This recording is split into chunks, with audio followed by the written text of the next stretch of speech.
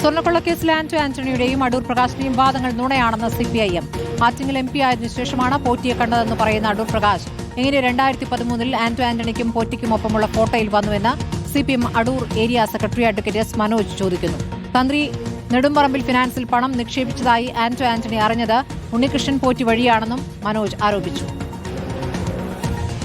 അടൂർ പ്രകാശ് ഇതുവരെ പറഞ്ഞിരുന്നത് 2019 ആറ്റിങ്ങൽ MP ആയതിനു ശേഷമാണ് ഉണ്ണികൃഷ്ണൻ പോറ്റിയുമായി ജനപ്രതിനിധി നിലയിലുള്ള ബന്ധമാണുള്ളതെന്നാണ്. എന്നാൽ ഇന്നലെ ആന്റണി പത്രസമ്മേളനം നടത്തി അടൂർ പ്രകാശിന്റെ ആ വാദഗതിയെ പൂർണ്ണമായും പൊളിച്ചു കഴിഞ്ഞു.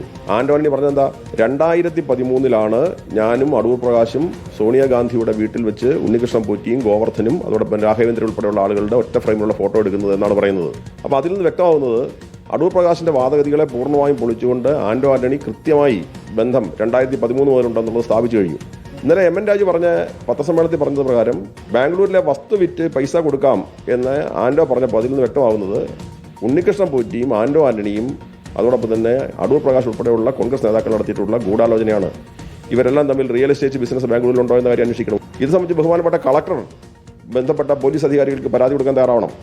ആന്റണിക്കെതിരായി ഇന്ത്യൻ ശിക്ഷാ നിയമപ്രകാരവും റെപ്രസെന്റേഷൻ ഓഫ് പീപ്പിൾസ് ആക്ട് പ്രകാരവുമുള്ള കൃത്യമായ കുറ്റകൃത്യത്തിൽ ആന്റണി വിധേയപ്പെട്ടിട്ടുണ്ട് എന്നുള്ളത് ആന്റണി എന്ന് സമ്മതിച്ചിട്ടുണ്ട്. അതിൽകൂടി കേസെടുക്കാൻ തയ്യാറാവണം.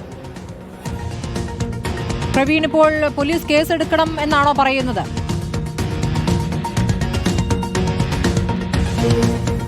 സ്മൃതി, വളരെ ഗുരുതരമായിട്ടുള്ള 3 ആരോപണങ്ങളാണ് ഇപ്പോൾ CPIM Adoor area committee secretary ആയിട്ടുള്ള S. മനോജിന്റെ ഭാഗത്തു നിന്നും വന്നിരിക്കുന്നത്. അദ്ദേഹം പറയുന്ന പ്രധാനപ്പെട്ട ഒരു വസ്തുത, ഉണ്ണികൃഷ്ണൻ പോറ്റി സോണിയാഗാന്ധിയുടെ വസതിയിൽ എത്തിയത് സംബന്ധിച്ച് ആന്റണി MP-യും ഒപ്പം തന്നെ UDF കൺവീനർ അടൂർ പ്രകാശ് MP-യും ചില കാര്യങ്ങൾ മാധ്യമങ്ങളോട് പറഞ്ഞിരുന്നു. അപ്പോൾ ആ സമയം എപ്പോഴാണ് എന്നത് സംബന്ധിച്ച് ഒരു സംശയമുണ്ട്. 2013 ആന്റണി MP പറയുന്നു. ആറ്റിങ്ങൽ MP ആയതിനു ശേഷമാണ് അവിടെ പോയതെന്ന് അടൂർ പ്രകാശും പറയുന്നു. അപ്പോൾ ഇതിൽ ചില വൈരുദ്ധ്യങ്ങളുണ്ട്, അത് കണ്ടെത്തണം. മറ്റൊന്ന്, റിയൽ എസ്റ്റേറ്റ് ബന്ധങ്ങൾ, അതായത് ഉണ്ണികൃഷ്ണൻ പോറ്റിയും ഒപ്പം തന്നെ ആന്റണി MP-യും തമ്മിലുള്ള റിയൽ എസ്റ്റേറ്റ് ബിസിനസ് എന്തെങ്കിലും ഉണ്ടെങ്കിൽ അതിന്റെ കാര്യങ്ങൾ കൂടി പുറത്തു വരണം. അത് ബാംഗ്ലൂരു കേന്ദ്രമാക്കി അത്തരം പ്രവർത്തനങ്ങൾ ഉണ്ടോ എന്ന കാര്യം സമഗ്രമായി അന്വേഷിക്കണമെന്ന്. ശരി, പ്രവീൺ പുരുഷോത്തമനാണ് വിവരങ്ങൾ നൽകിയത്.